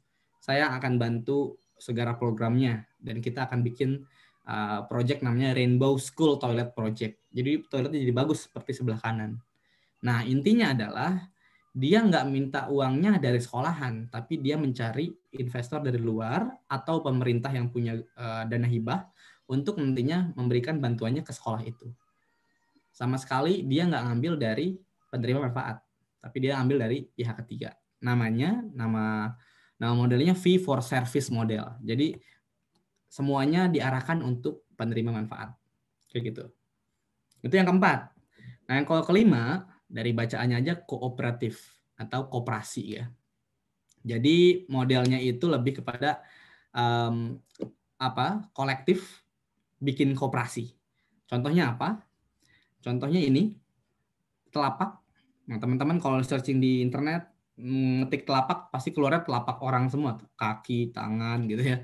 Tapi ini telapak ini lebih ke social enterprise yang geraknya dia bikin koperasi buat para petani kayu di Sulawesi Tenggara. Jadi Kak Panji pernah kerja selama hampir setahun di sini, khusus ngurusin community engagement project-nya mereka. Jadi intinya adalah mereka tuh berangkat dari adanya para petani kayu yang dulunya illegal loggers. Jadi kalau petani, dulunya bukan petani, tapi orang-orang yang nebang pohon sembarangan, dia itu diajak untuk jadi ikutan jadi anggota koperasinya telapak. Daripada nebang sembarangan, mendingan ikut anggota koperasi, dan ketika sudah jadi anggota koperasi, si kayu-kayu ini disertifikasi secara internasional. Tadinya kan ilegal nih. Mereka sertifikasi secara internasional, terus kalau udah disertifikasi internasional, mereka si kayunya bisa jadi lebih mahal. Dan akhirnya bisa ngebantu si petani kayu tadi daripada jadi illegal logging atau illegal loggers, mendingan dia jadi petani kayu bareng sama telapak. Dan itu memberdayakan. Intinya adalah sharing profit antara penerima manfaat dan juga si social entrepreneur itu sendiri. Nah, biar ngebut juga. Nah, oke. Market linkage ya. Nah, ini yang keenam modelnya. Namanya market linkage. Kalau teman-teman ngambil model ini, social entrepreneur-nya itu modelnya kepada hubungan dagang penerima manfaat sama external market. Contohnya kayak gini. Ini pasti teman-teman lihat kan? Pernah pernah naik ojek, naik Gojek atau naik Grab gitu. Nah, Gojek ini menamakan dirinya juga social enterprise sebenarnya. Karena dia menghubungkan kan, modelnya itu kan market linkage. Dia menghubungkan antara si yang mau naik ojek sama abang ojek. Dia sebagai market linkage. Hampir mirip kayak yang tadi, kayak yang pertama, yang perantara. Bedanya adalah dia yang bikin platformnya gitu. Ini kebayangnya. Jadi Gojek atau Kerjabilitas. Kerjabilitas ini platform online untuk para disabilitas. Platform kerja atau lowongan kerja buat para disabilitas. Nah, hampir terakhir, yang ketujuh, namanya model service subsidization. Nah, model ini tuh lebih kepada ngasih subsidi supaya penerima manfaatnya bisa merasakan manfaat dari program. Contohnya apa? Biar nggak jauh-jauh. Nggak jauh. Ini jauh sih, di India. Di India ada namanya rumah sakit Arafin Eye-Care System. Jadi rumah sakit ini itu fokus salah satunya adalah untuk memberantas kebutaan. Gara-gara katarak di India tuh banyak banget. Tingkat katarak di India itu tinggi banget. Jadi akhirnya si dokternya yang punya rumah sakit ini mensubsidi orang-orang yang katarak itu harusnya misalnya bayar 5 juta, dia cuma harus bayar 1 juta. 4 jutanya itu adalah hasil dari subsidi dia terhadap bisnis yang dia jalanin. Karena fokusnya adalah mau ngebantuin orang yang katarak sebenarnya. Tapi dengan memurahkan harganya, bukan dari harga asli. Contohnya gitu. Nah, kalau yang terakhir ada model organization support. Kalau ini model yang paling simpel. Misalnya aku contohnya ini ya. Jadi ada namanya yayasan namanya YCAP Foundation, dia punya bisnis unit. Yada Indonesia itu bisnisnya jualan mainan, Terazone itu bisnisnya bikin mainan di giant-giant kayak Time Zone gitu. Jadi hasil bisnisnya itu digunakan untuk membiayai yayasan. Misalnya Cakrawala Bahasa itu punya bisnis unit. Misalnya apa? Bisnis unitnya yang nggak terkait sama, bisnis unit adalah bikin les-lesan buat anak-anak SD. Hasil profitnya nanti buat membiayai program-program sosialnya Cakrawala Bahasa. Itu masuk social enterprise. Contohnya ya, masuknya ke model organizational support. Gitu. Terakhir nih, pas banget. Ya, terakhirnya adalah kalau ditanya, mumpung temanya adalah tren social entrepreneurship ke depan, menurut Kak Panji dan dari diskusi sama teman-teman ke belakang, kayaknya ke depan tuh kita tuh bakal terus terdisrupsi sama teknologi ya. Yang tadi Kak Edi juga udah bilang, teknologi saat ini tuh makin luar biasa gitu. Dan ini akan mempengaruhi social entrepreneurship ke depan. Terus yang kedua, trennya ke depan nih. Ke depan tuh perusahaan tuh akan akan melibatkan, akan punya program-program sosial. Kalau sekarang kan CSR ya dia. Nah, tapi kalau ke depan tuh ya, nama kerennya itu social intrapreneurship. Jadi si perusahaan yang nanti akan memberdayakan individu-individu atau kelompok-kelompok, dan dia tuh kayak ngopi paste para social entrepreneur. Tapi yang menjalankan adalah perusahaan. Kalau sekarang kan kita nih, para social entrepreneur kayak Kak Edi, memberdayakan masyarakat bersama dengan timnya gitu. Nah, kalau ke depan, kemungkinan besarnya tren social entrepreneurship ke depan itu perusahaan-perusahaan besar bahkan itu akan meng-copy paste apa yang dilakukan para sociopreneur untuk kepentingan perusahaannya. Supaya apa? Supaya nanti ada engagement sama masyarakat. Gitu. Terus nanti ke depan social entrepreneur tuh udah mainstream. Udah pasti, ini social entrepreneur. Jadi mainstreaming of the sector. Lama-lama ini akan jadi biasa. Kalau sekarang kita kan trennya baru naik nih. Terus lama-lama orang akan biasa. Oh, kamu social entrepreneur. Oh iya, ini juga udah social entrepreneur kok. Gitu. Karena itu akan jadi kebutuhan. Terus ke depan juga nanti mungkin akan ada pengukuran skala social impact yang lebih canggih lagi.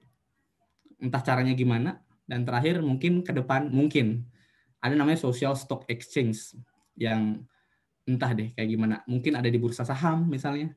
Teman-teman punya social entrepreneurship, punya social enterprise. Terus teman-teman punya saham di social enterprise itu, nanti mungkin akan ada Bursa Efek Indonesia buka untuk khusus social entrepreneur. Bisa jadi ya. Ini cuman kemungkinan, namanya juga tren. Bisa jadi. Tapi bisa jadi akan terjadi. Bisa jadi juga enggak. Coba itu analisis-analisis yang aku coba buat. Semoga bisa ada insight buat teman-teman. Kita ngobrol-ngobrol ke depan. Terima kasih. Wassalamualaikum warahmatullahi wabarakatuh. Waalaikumsalam warahmatullahi wabarakatuh. Baik, terima kasih banyak Kak Panji atas ilmunya dan sharing pengalamannya juga, Insya Allah. Nah, semoga kita bisa kerjasama juga Kak Panji ya ke depannya. Lebih dari... Udah kerjasama kok kita, tinggal dilanjut aja. Iya, Kak. Semoga bisa sustain, bisa sampai ke ranah sosiopreneurnya Kak bareng-bareng. Amin. Sama nih kita juga lagi belajar. Amin. Siap. Bersama Kak. Oke, baik. Makasih banyak Kak ilmunya. Oke, baik, langsung saja untuk sesi kedua. Silakan bagi para hero untuk mengajukan pertanyaan. Apabila ada pertanyaan ataupun yang masih bingung, silakan Kak untuk diajukan. Terkait sociopreneur nih. Enggak loh, silakan kita. Yuk. Nah, mungkin Kak sambil menunggu teman-teman para hero bertanya, mungkin dari saya Kak mau bertanya nih. Boleh. Tadi model-model yang Kakak sampaikan untuk sociopreneur ini atau kolaborasi ya. Menurut Kakak metode yang paling efektif tuh untuk mengadakan kolaborasi dengan sesama sociopreneur yang mana Kak? Kira-kira di antara model tadi yang paling efektif? Paling efektif ya? Ya. Sebenarnya nggak ada yang paling efektif sebenarnya ya. Semua tuh bisa sangat efektif kalau memang kita sebenarnya udah tahu bisnis modelnya kayak gimana. Yang penting sebenarnya kita paham aja potensi kita lebih banyak di model yang mana. Misalnya kalau kayak Kak Edi tadi kan Ebibek itu di intermediary market ya. Jadi bisa menyambungkan produknya yang dibuat sama ibu-ibu ke pasaran. Karena Kak Edi dan tim itu bisa membuat branding produk itu menjadi lebih baik dan akhirnya orang-orang pada mau beli. Nah, itu kan kekuatan yang Kak Edi dan tim EBBIC punya. Nah, kalau teman-teman Cakrawala Bahasa atau teman-teman lain, coba analisis dulu kekuatan teman-teman di mana. Apakah kekuatannya adalah di market, punya market yang besar, punya market yang luas, bisa ngebuat branding menjadi lebih baik. Nah, kalau itu berarti pakai model yang market intermediary tadi. Tapi kalau misalnya kekuatan teman-teman adalah di sektor yang saya lebih suka kalau misalnya bikin bisnis aja Kak di organisasi saya misalnya. Ya sudah, bikin bisnis unit di bawahnya, yang mana bisnis itu nanti akan mensupport organisasi social enterprise-nya teman-teman. Gitu. Jadi model yang efektif itu sebenarnya sama model itu efektif. Oke, baik. Gimana kita melihat kapasitas tim dan juga organisasi. Oke, baik. Terima kasih banyak Kak Panji. Mungkin tadi lebih tepatnya model ini Kak. Karena kan kita bergerak di bidang pendidikan Kak ya. Mungkin apakah kita betul. Apakah lebih tepat untuk fundraiser Kak gitu atau misalkan mengajukan dengan pemerintah gitu. Seperti itu. Oke. Betul. Ya, tergantung teman-teman sekarang teman-teman arahnya mau kemana? Social entrepreneur kah? Maksudnya social enterprise kah? Nanti Cakrawala Bahasa atau mau memang fokusnya di non-profit? Kalau memang ternyata arahnya ke social enterprise, teman-teman sudah bisa mulai tuh bikin bisnis unit di bawahnya Cakrawala Bahasa. Jadi boleh kok terpisah. Jadi banyak yang bilang, Kak ini kalau bikin bisnis tuh harus yang sejalan nggak ya sama apa yang kita punya organisasinya? Nah, di konsepnya social entrepreneur itu boleh kok nggak sesuai dengan misi kita. Misalnya misinya adalah tentang bahasa ya. Terus bikin bisnisnya adalah bisnis makanan. Nah, itu bisa tetap dikatakan social entrepreneur kalau profit yang didapatkan dari bisnis makanan itu adalah untuk membiayai program-program sosialnya Cakrawala Bahasa. Gitu. Jadi tadi prinsipnya social enterprise itu ada 3 cirinya.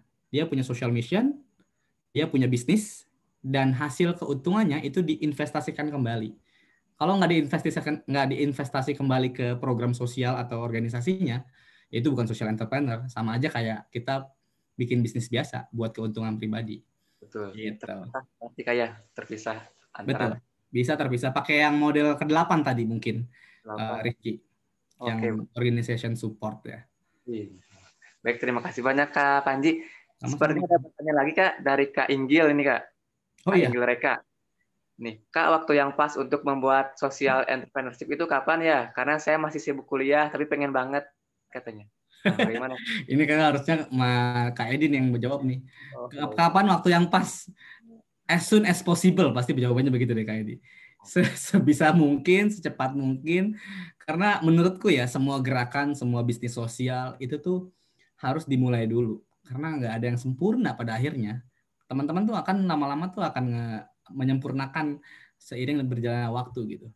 Kita nih Isbaman pernah sosokan bikin social entrepreneur gitu ya. Kita pengen bikin bisnis unit.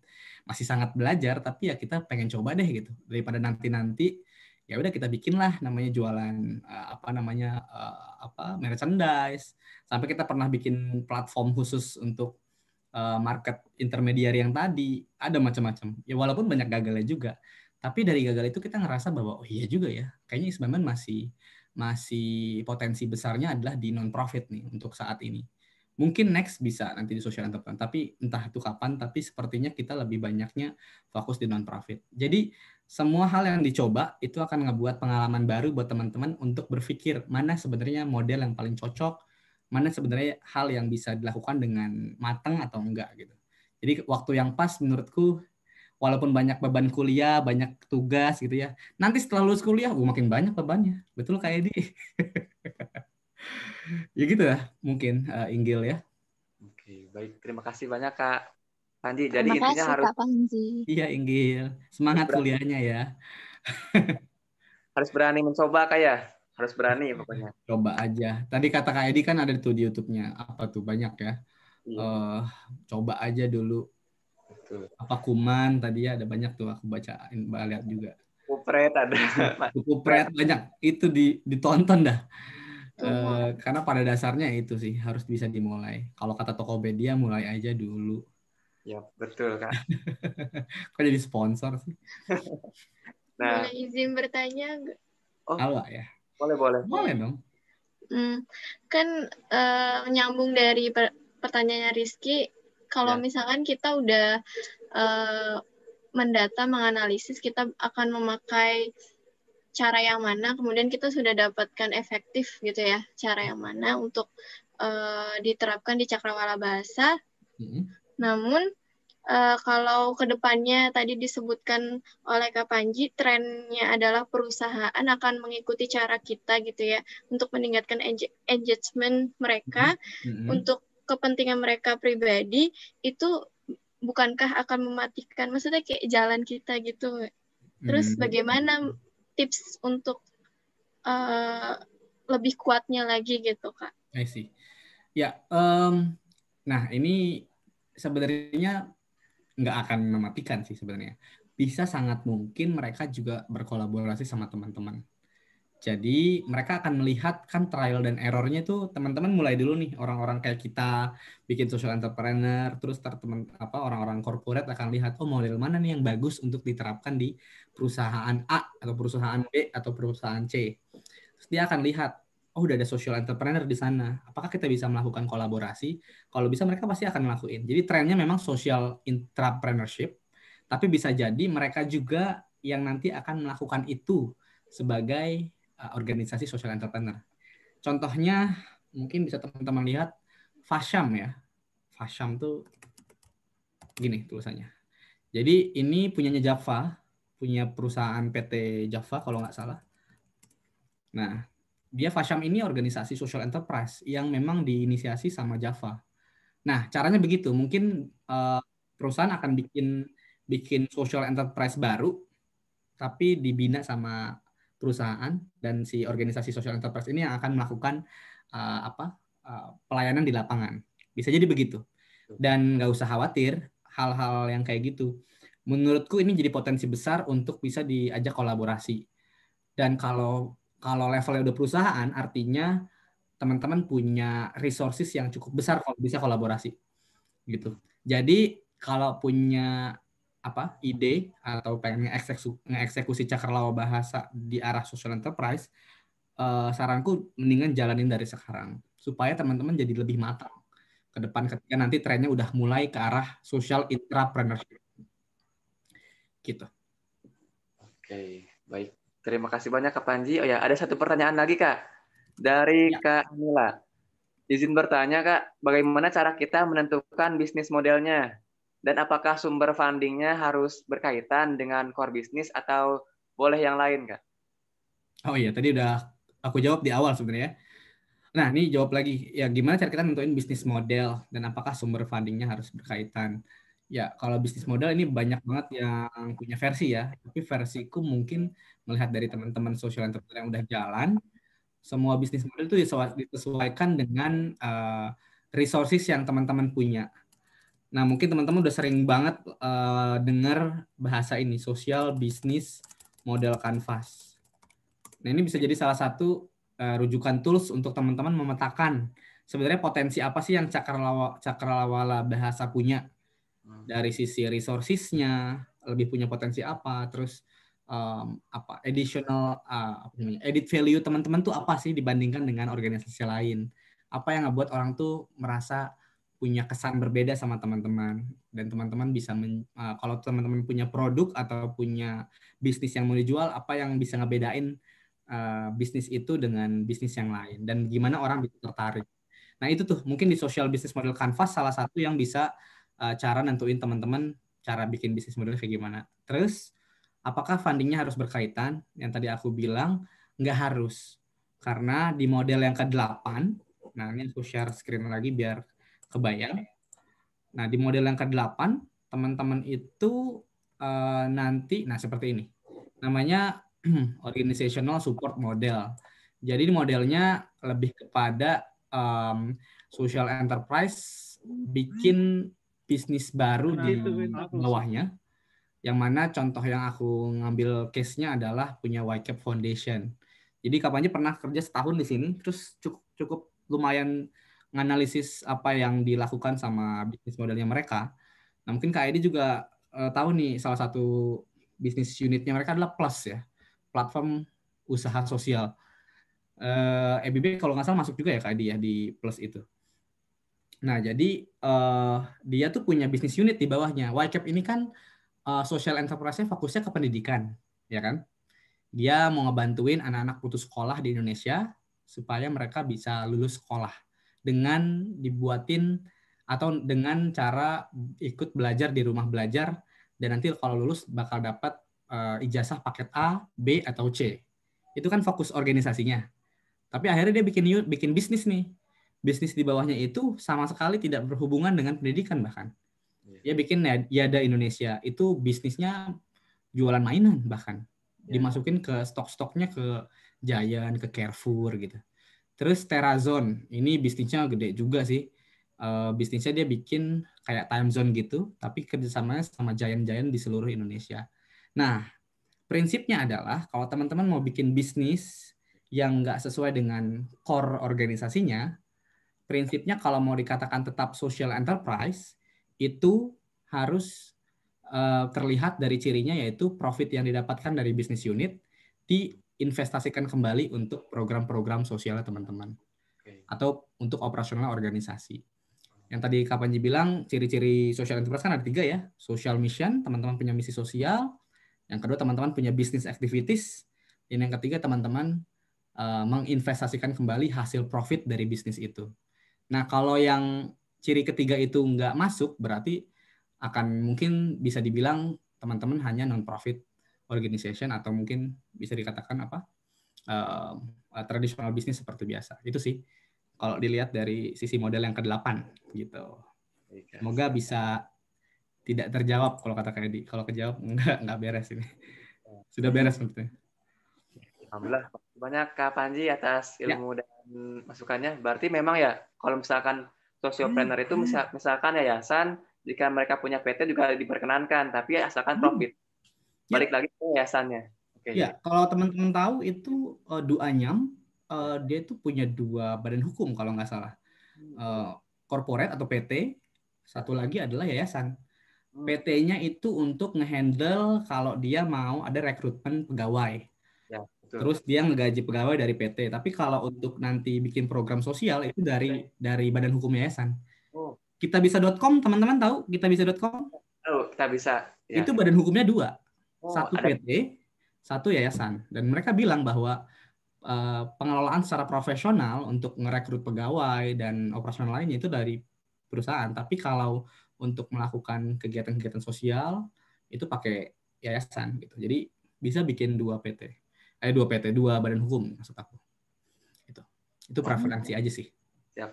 Terima kasih banyak Kak Panji atas ilmu dan masukannya, Masya Allah. Sangat terima kasih banyak. Oh ya, mungkin sebelum kita akhiri sesi yang sangat berharga ini, Masya Allah, prestisius Kak. Prestisius. Iya Kak. Mungkin ini Kak bisa kita ini dulu, mungkin Kak, boleh sebelum tutup Kak, untuk Kak Panji boleh kan menyemangati teman-teman hero atau misalkan mengajak teman-teman yang belum gabung, karena untuk ini nanti rencananya akan ditayangkan di IGTV dan YouTube. Nah, ada umum yang nonton, mungkin boleh untuk Kak Panji disemangatin untuk gabung atas kamu gitu Kak. Ya, waduh disemangatin. Ya, buat teman-teman hero-hero di Indonesia yang masih kuliah mungkin sekarang nggak ada waktu lagi kapan harus dimulai social entrepreneurship. Kalau lihat Kak Edi sekarang sebesar itu dengan EBMAC, itu hasil dari Kak Edi mulai dari zaman Kak Edi kuliah gitu. Kontribusi baliknya. Jadi semua orang yang teman-teman lihat sekarang itu bisa memberikan kontribusi positif buat orang lain atau dampak sosial untuk orang, itu adalah orang yang sudah memulai 5, 7, 8 tahun ke belakang. Jadi kalau teman-teman tidak mulai sekarang, mungkin 5-10 tahun ke depan teman-teman nggak bisa sharing ke orang lain. Jadi motivasinya adalah bagaimana apa yang teman-teman mulai hari ini itu bisa memberikan dampak sebesar-besarnya. Jadi mulai aja dulu, tapi bukan Tokopedia. Terima kasih. Ya, siap. Kak, boleh ini ya Kak, terakhir Kak, promosikan kami misalkan, ayo gabung ke Cakrawala Bahasa gitu Kak. Wis. Iya. Teman yang dari luar umum nanti biar itu. Endorse Kak Panji. Endorse dong Kak Panji. Kapan lagi sama Kak Panji dan Kak Sama Edi. Kak Edi dong. Kalau yang ini promosi. Iya, Kak Panji dan Kak Edi, Masya Allah. Luar biasa. Ya, teman-teman gabung ke Cakrawala Bahasa. Pokoknya teman-teman di sini semua energinya positif. Menurutku hal-hal kayak gini harus lebih banyak dibuat, dibesarkan, dan makin banyak anak muda yang mau kasih kontribusi positif. Dan salah satu yang bisa dilakukan adalah gabung di Cakrawala Bahasa. Udah oke belum? Yo, makasih banyak Kak Panji ya. Kak Edi, halo Kak. Mungkin untuk Kak Edi boleh Kak kami minta rekomendasinya juga. Oke, buat teman-teman hero semua, semangat dan tetap konsisten berkontribusi. Karena kalau ceritanya Avenger tuh, hero nggak akan berarti ketika dia nggak bersama, dia nggak berkomunal, dia nggak berkomunitas. Nah, Cakrawala Bahasa tuh jadi wadah buat para hero-hero di seantero bumi ya, dari jagat raya manapun, untuk sama-sama biar bisa kasih impact yang lebih besar. Jadi tetap semangat semua teman-teman. Buat teman-teman semua yang belum gabung di Cakrawala Bahasa, yuk kepoin Instagramnya, gabung di kegiatan ini, keren banget. Kalau saya masih muda ya, sekarang saya udah nggak muda lagi, saya mungkin akan gabung di komunitas ini. Jadi mumpung teman-teman masih muda, langsung aja gabung sebelum kehabisan ya, karena terbatas banget kesempatan tiap angkatannya. Gabung di Cakrawala Bahasa. Kudu gabung di Cakrawala Bahasa ya. Siap. Mantap Kak Edi. Mantap Kak. Jangan lupa swipe up. Kak Panji, Masya Allah mantap nih. Oke Kak, mungkin Kak kita akhiri boleh foto bersama Kak. Tagline dulu kali, tagline dulu. Oh ya, sambil tagline fotonya Kak. Iya. Apa tuh? Yang muda yang berkarya Kak. Yang... Mantap. Siap Kak. Saya jadi ingat zaman dulu ya Kak Edi. Semangat banget nih teman-teman nih, luar biasa loh. Dijaga ya semangatnya, terus jaga terus. Luar biasa. Tapi kalau kita di sini kita nyaru kayaknya Kak Panji masih Nyaru, kelihatan seperti mereka. Nggak kelihatan kan Kak Edi ya? Nggak kelihatan kita. Saya masih semester 2, Kak Edi semester 5 kan. Nanti kita posisinya gini kayak yang muda yang berkarya gitu kan. Oh begini ya. Baik. Yuk. Untuk hostnya boleh abah-abahin nggak Kak? Untuk Kak Aulia ya? Iya. Halo Kak Aulia. Oh, dengar nggak Kak suara? Oh terdengar, terdengar Kak. Jadi ini mau ngambil gambarnya per slide pertama sama kedua. Ya betul, seperti itu Kak. 2 pose Kak. Oke. Siap-siap ya semuanya. Siap. Oke. 1, 2, 2, 3. Oke. Buat slide yang kedua. Ini apa?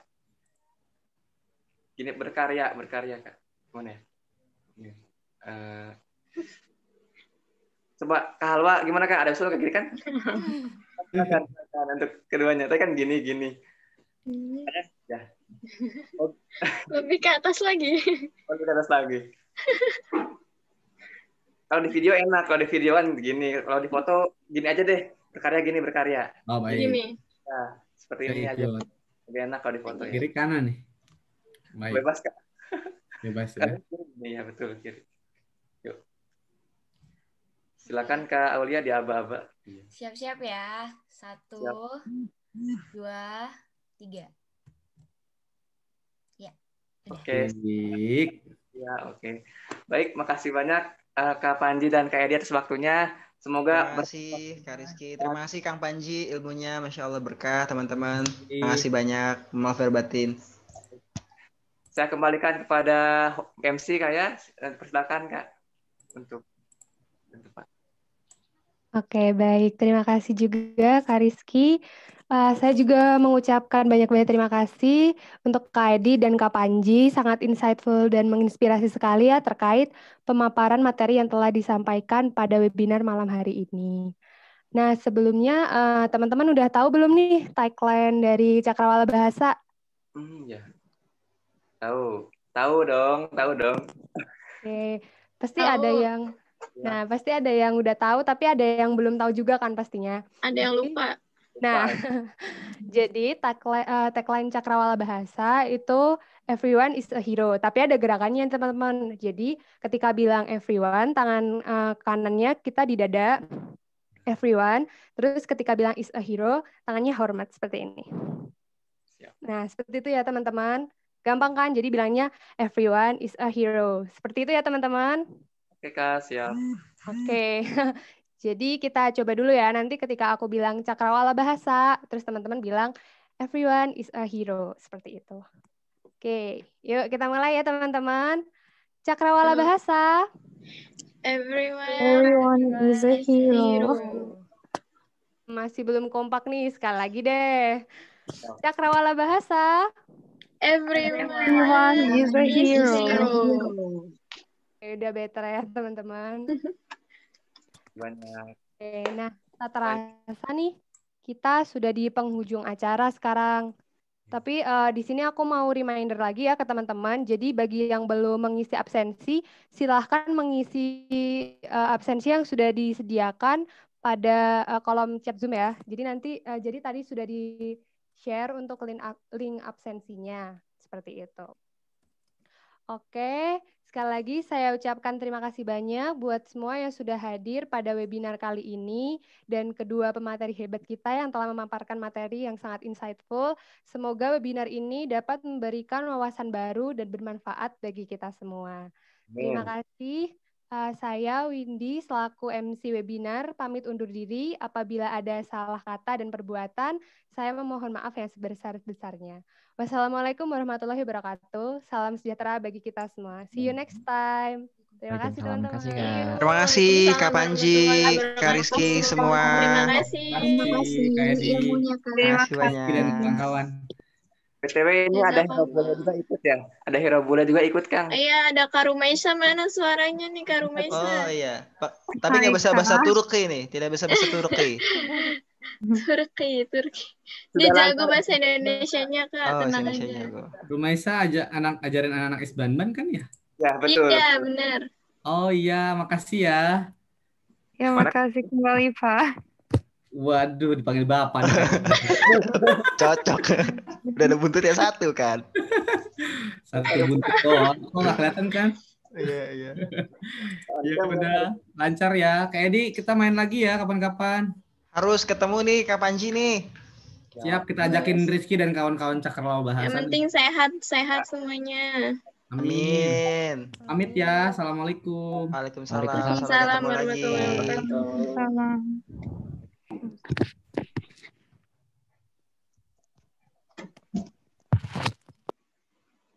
Oke, teman-teman yang lain juga bisa meninggalkan ruangan ya. Oke, terima kasih Kak Thank Windy. you. Terima kasih Kak Windy. Terima kasih buat tim operasional semuanya. Gokil, Semua tim keren semuanya. Opras. Keren banget. Semangat Opras. Buat teman-teman semua semangat, tetap semangat semuanya. Kak Rumaisa, makasih ya udah datang. Kasih Kak Hawa. Iya. Ini tinggal Mas Rafif, jangan lupa sertifikat ya. PR. Ya. Oh ya, itu Kak Aulia di New Zealand udah jam berapa sekarang Kak? Oh. Pagi? Itu pagi. Wah, berarti ini Masya Allah. salam 24 jam nih kalau PPI Dunia nih. PPI Dunia, salam 24 jam. Jaga terus semangatnya. Mantap Kak. Makasih banyak ya. Iya, makasih juga. Banyak. Luar biasa, semuanya luar biasa. Ya. Oke. Siap, izin keluar dulu nih ya. Assalamualaikum. Iya, sukses semuanya yang UAS. Semoga lancar. Assalamualaikum. Pamit ya. Pamit ya semuanya. Iya. Assalamualaikum. Waalaikumsalam warahmatullahi wabarakatuh.